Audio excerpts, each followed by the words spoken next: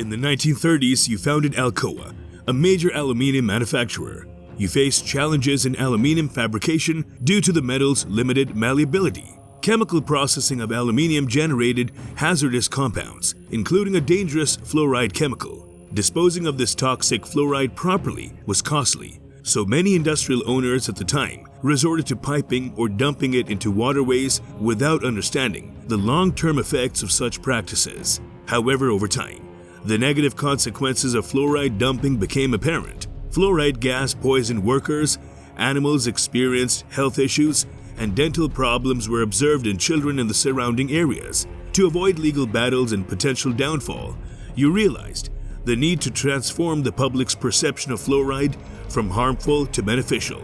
This required a significant misinformation campaign to redefine fluoride as a healthy substance. Fluoride is now present in nearly everything. It's found in toothpaste and provided free of charge in countries like the United States, Canada, Australia, Ireland, and New Zealand. Why? Because these countries claim it is good for you and help protect against cavities. However, excessive fluoride intake can lead to brain damage, skeletal fluorosis, bone cancer, and a decrease in IQ in children. What? Even if you try to escape, the authorities won't let you. Acid kills. To avoid legal trouble, Alcoa must take action. The documentary Evil Food Supply raises awareness about the dangers of today's diets. Please subscribe. It's a horrifying account of fluoride's history.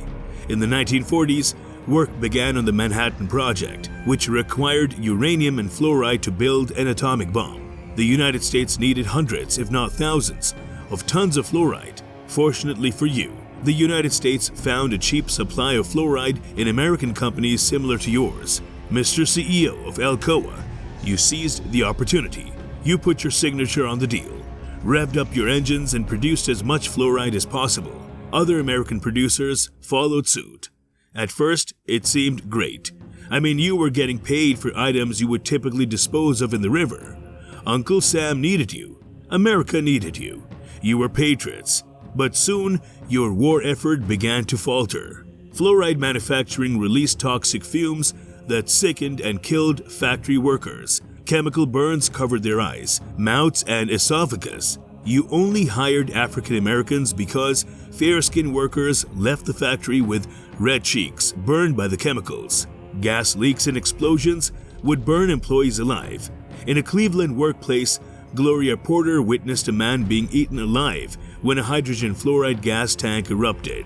Another observer noticed that fluoride dust landing outside would damage automobile paint. Despite dealing with potentially dangerous chemicals, you provided these workers with just a cloth to cover their mouths. Industrialization at its finest. Chemical accidents at fluoride manufacturing plants claimed the lives of 477 employees.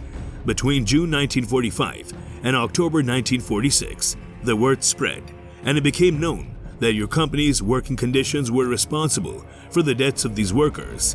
Their families might sue, and they are likely consulting with attorneys at this very moment. If they take legal action against you, your business and personal life could collapse. Fortunately, fluoride had one redeeming quality that could ease your worries about its dangers. Thank you, Frederick Mackay. In 1901, scientist Frederick Mackay noticed unusual brown discoloration on his patient's teeth. This peculiar staining was unique to his town in Colorado, as the nearby towns did not experience it.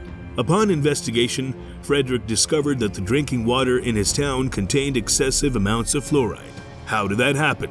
He observed that people had unsightly dark stains on their teeth, but remarkably had no cavities and boasted strong, resilient teeth. This was quite rare during that time, when tooth decay plagued the early 1900s.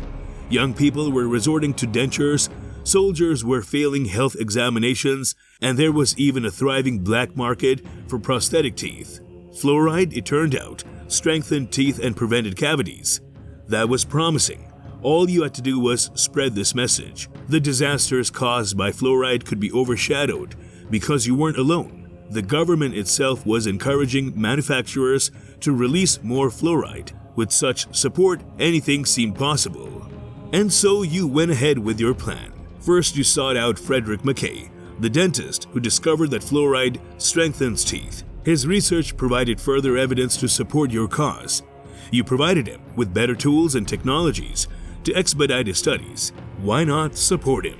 Then, armed with his findings, you presented his report to American cities, urging them to add fluoride to their tap water. In 1945, Grand Rapids, Michigan became the first city to fluoridate its water as a preventive measure against tooth decay. Over the years, the positive results became evident, with significant reductions in tooth decay rates. This success led to the popularity of water fluoridation in other cities, as people recognized the benefits of fluoride in promoting good dental health and achieving brighter smiles. However, in 1955, Crest's new product threatened to undermine fluoride's positive public image. Fluoride faced a backlash in the 1970s, with some extreme conspiracy theorists claiming it was a communist ploy to turn people into brain-dead slaves. Thankfully, nearly all American dentists supported your claims about fluoride's effectiveness in cavity prevention. Did anyone want to go back to wearing dentures? Absolutely not.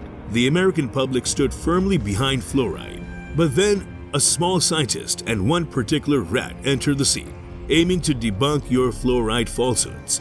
Her name was Phyllis Mulanix. Phyllis joined the Boston Forsyth Dental Center in 1982, where her job involved testing fluoride toxicity. She conducted the usual experiments, observing rodents fed water laced with fluoride. What she witnessed was deeply troubling. Research conducted by Phyllis indicated that exposure to fluoride during pregnancy in rats led to hyperactive offspring with intellectual impairments. Male rats were found to be more susceptible to fluoride's effects in the womb, while females showed greater harm when exposed to fluoride-laced water as young adults. These findings aligned with a Canadian study in 2019, which showed the male newborns of mothers consuming fluoridated water had lower IQs and higher rates of hyperactivity. However, Harold Hodge, a prominent researcher from the Manhattan Project, became concerned about the implications of fluoride's potential hazards. Hodge aimed to suppress Phyllis's work due to the legal consequences it could have on those responsible for the poisoning of Manhattan Project workers, and the conflict of interest it posed to pro-fluoride organizations, including dentistry facilities. Now, what could be done? If she persisted in publishing, you would have to fine her, but Phyllis had a different response.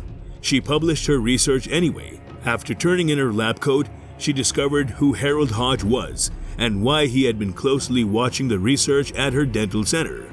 Today, fluoride remains popular. Why aren't we all experiencing fluoride poisoning every time we brush our teeth or drink a glass of water? The answer lies in the fact that we receive fluoride in minuscule amounts, like a slow drip of poison. Our bodies filter out a portion of it when consumed, but studies indicate that only about 50% of fluoride is effectively eliminated. So where does the rest go? It seeps into our bones, and Phyllis suggests that it gradually permeates our brains drop by drop. Modern diets contain more than just fluoride. In the upcoming episode of Evil Food Supply, we'll expose how the artificial meat industry exploits our concern for animals by selling us cheap, profit-driven synthetic chemicals.